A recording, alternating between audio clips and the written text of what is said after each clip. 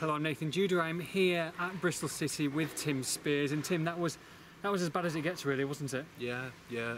Struggling to think of a worse. Well, in fact, there's been a couple of contenders, but Wolves were awful tonight.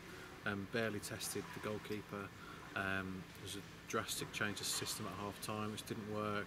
3 substitutions, but they were lacking in energy and determination and spirit. So it's the complete opposite, really, to Saturday. I mean, you could say you didn't see it coming, but with Wolves this season, it was pretty obvious, really, that they, as Kenny Jackett's just said, they take one step forward and then another one back, and that's just the way the season's going so far. It's hard to explain.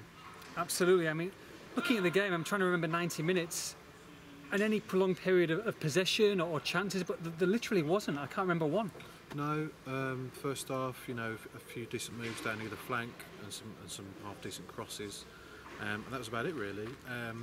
Second half, changed formation, like I was saying, to 3-5-2. He's taken Afobe off, who was completely anonymous in the first half. And I can see what he's trying to do. He's trying to match Bristol City, go 3-5-2, chuck on Holt, Lafondra, see what they're made of. I can see what he's trying to do, but it didn't work. Yeah, as he's just admitted. And I think the problem really was the attitude for Wolves tonight. It wasn't anything to do with formation or necessarily the personnel at Kenny's disposal tonight.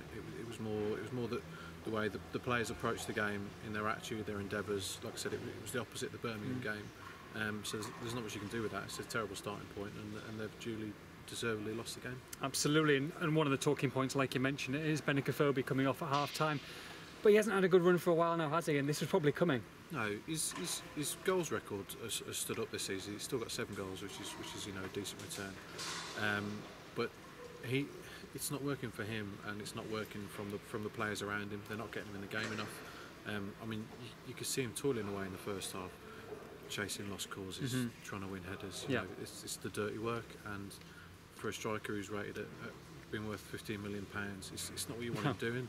You want him playing off the last man, or coming deep to play the ball in that playmaker role, which he's done well in at times. But the last thing you want him doing is chasing lost causes and doing the dirty work.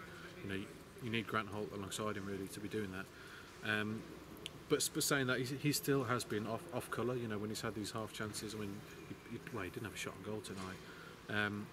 So it's not working for him, and people will say he'll be off in January. So he's not in the right place. He certainly isn't the player he was last season. Jackett will hope and expect that will be a kick up the backside for him to rediscover his form, because he's Wolves' best player and he's producing nowhere near the kind of form he can at the moment.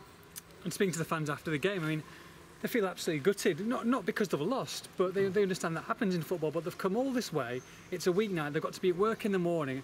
They just want to see the team have a go and go down, but literally was so inept. No, it's so frustrating. Obviously I've been there. It's just horrible to come all this way and not see your team have a shot on target. And there's no words of comfort, really, from the players or the manager. It's just a miserable evening. You want to see that effort. You want to see them fight for everything. You want to see a few damn shots on goal, which they just haven't had. And they arguably should have had a penalty in stoppage time. Which we know the players are angry about, and we know Kenny Jackett's just said he's seen it again. He's convinced it's a penalty, but that shouldn't mask any of Wolves' failings tonight. City did a defensive job on Wolves that Wolves did on Birmingham on Saturday. Incredibly resolute, fighting for everything. The crowd are really behind them. They've been on a terrible run of late. They really wanted that win tonight. They wanted it more than Wolves, and that's what's proved the difference at the end of the day. And that's a sad indictment of the Wolves that have turned up this evening. And they've got to dust themselves down quickly, because they've got Burnley on Saturday and they are absolutely flying. Yeah, it's just never ending, this saga of inconsistency which Wolves have produced all season. When you go through their team, you go through their bench, you go through the players that aren't on the bench, you go through the players that are out on loan and doing well, and Wolves should be up there with Derby, with Middlesbrough, with Burnley. They've got one of the best squads in the league, and they're probably looking more like a team that's destined for a relegation battle than a promotion charge. Certainly, they've just been so wildly inconsistent. Yeah. Burnley, another big test. I'm sure Wolves will play better, because they can't play any worse. But they need a win before the international break to keep in touch with the playoffs. Which at this time of year, it's tragic, really, for Werewolves. ended last season, and the squad that they have, and the promise that they should be showing, it's just not happening at the moment, and serious questions have got to be asked of everybody. Yeah, a deeply disappointing night for Wolves, and for all the post-match reaction, make sure you log on to expressandStar.com.